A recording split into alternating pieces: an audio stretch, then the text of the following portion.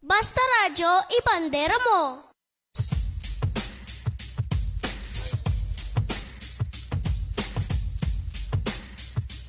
Basta Radyo, ibandera mo! Yes, you heard it right. Hey, good evening. Welcome everybody. Welcome to the Thursday night edition of Bandera Night Jams. Sadly, this is the last episode for this week. Alam niyo naman hanggang Thursday lang tayo, no? Monday to Thursday, Bandera Night Jams with DJ Tommy G. Only here on 107.1 News FM, Radyo Bandera, Olongapo City. Alright. Wow, 28 days to go before Christmas. Oy, lapit na. With that, from all of us here at the station, we are saying Merry, Merry, Merry Galo. Merry Christmas pala. Merry Christmas sa inyong lahat. Yan. Okay, lapit na. Oh, yung mga Christmas parties din, ano, malapit na rin, ano, kabi-kabila na, no. Oh, nandito si DJ Tommy G, ha. Baka kailangan nyo ng MC sa Christmas party nyo, ha. You can DM me on my Facebook page, no? Direct message me or call me 0910-690-9501. I'm gonna have to repeat that. 0910-690-9501. How you guys doing? Kamusta? Ayos ba? Okay, mga tropa natin.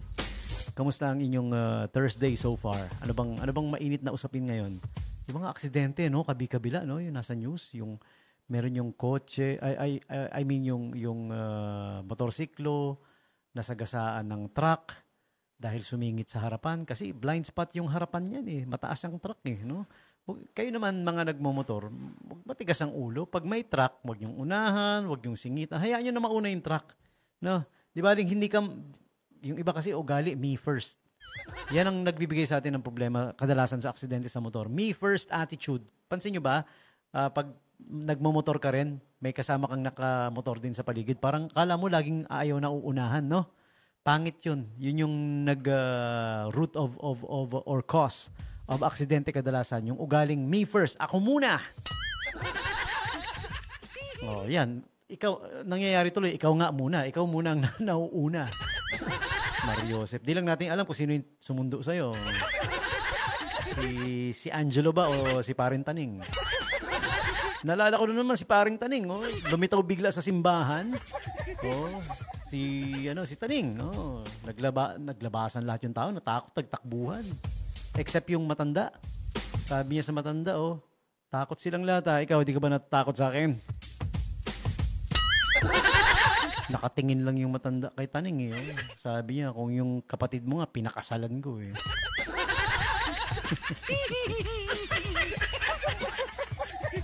Narinig nyo na istorya na yun. Ngayon pa lang, no? Yo! Justin Rice is there. Hello! Hi din kay Roman, Kylie, Eunice. Yan. Tsaka si Idol Jepro Julian. Yan. He's the man responsible for kung nagugustuhan nyo yung bago nating station ID jingle. Yung magandang Radyo Bandera. Ang pinaka-respecta. Hindi ako marunong mag-rap. Pero gagayahin ko yun. Try ko mag-rap. Kopyahin ko yun. Yung, ano, para pag kailangan ng live performance, ako magpe-perform ng live. Ganda nung no? Bago naming radio station ID, jingle, no? Wala kayo doon. Si Kuya Jepro Julian ang the one responsible for it, ha? Okay. Diyan lang kayo, ha? Relax. Enjoy lang. And interact with me. Comment lang kayo kung anong gusto nyo. Yung mga nasa live stream na natin ngayon, no? Okay, ang aga nang nasa live stream ng mga tropa natin, ano? Yan, sino pa ba? Yung nandiyan ngayon si Kuya Bin Quijado, si Cynthia Barona Felipe, si Ricky Antipolo, the Antipolo family. Hi you guys, okay? Yan. Si Kuya Ricky Antipolo, hindi naman taga Antipolo Rizal. Alam niyo may mga pinsan ako diyan sa Antipolo. Sa Rizal. Tsaka Kainta. Kalat sila sa Rizal, eh, no? Every time na binibisita ko sila, nakahalata sila, sabi, insan, ba't lagi ka naka-t-shirt pag pumunta ka rito? Kala ko bawal mag-polo, eh. Antipolo, you know. So, up to now, nakagawian ko na. Pag pumupunta ko ron, ang thinking ko, bawal ang nakapolo. Kasi antipolo nga, eh. Tapos nung first time ko naman, nung bata pa ako, yung Kainta, akala ko, niyayaya lang niya yung tita niya na kumain. Kainta. Sa Rizal din yun, no? Kainta, Rizal. Tapos malapit din doon yung Tagaytay, di ba? Tagaytay naman, akala ko yung nagiinuman yung mag-ama.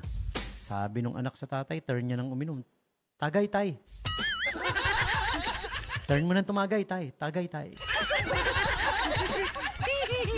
Wag niyo na akong tanungin tungkol sa Masbate. Saka sa Panay. Saka sa Nabotas. Live on air to, hindi pwede. Sobra na yun. Welcome muna. Welcome. 28 days to go before Christmas. November 27, 2025. Ayan, as usual, we start things up with today's, holidays and observances being brought to you by Angel's Pizza Olongapo. Okay. Ayan, kung hindi pa kayo nakakabisita sa Angel's Pizza Olongapo, number 395 Rizal Avenue, West Tapinac, Olongapo City. If you're familiar, ito pinakamadali. 4th Street. Kanto lang ng 4th Street bago ka pumasok sa 4th Street. Ha? Yun, nandun yung Angel's Pizza Olongapo. You may call or text them up 0927-117-9020 and do check out the Sulit Bundle Promo. Oh, grabe ha. Itong Sulit Bundle Promo, 2 big family size pizza, any flavor, isang medium size na libre. Choice of, bahala ka na kung anong choice mo doon. 1 liter, pink lychee lemonade. Uy, very refreshing. And, ito yung the best dyan may kasamang APC card. Maraming perks yung APC card na yan. Alam nyo na, discounts, seasonal discounts. May buy one, take one palagi. Okay, and you guys check it out, no? 1,049 na lang, dating 2,000 plus. And the place is beautiful, ha? Ang ganda ng lugar ng Angel's Pizza Olongapo, nadalaw ko na. They are open from 8 a.m. to 12 a.m. 12 midnight, hanggang 12 midnight mamaya. Tama-tama, Thanksgiving ngayon, no? Bago siya mag-pizza, Thanksgiving naman, no? Alam nyo ba yon? Every last Thursday ng November is Thanksgiving Day. Yan. It's a big celebration in the US. Sa Pinas hindi naman masyado, pero medyo rin kasi alam mo naman ng Pilipinos, maraming kamag-anak sa US, di ba? Mga kamag-anak, kaibigan, di ba? Yan, sila tito, sila tita, sila cousin, sila sabi nung kapitbahay kong Ilocano, sila antay, tsaka si uncle. Nasa abroad daw, di ba? Sabi na, nag-abruden. Kala ko may sariling word sila sa sa salamat, tangkyaw. Yung din, abruden. Iniisip ko, ano yung abruden? Yung pala, yung mga kamag-anak nila nasa abroad, nag-abruden.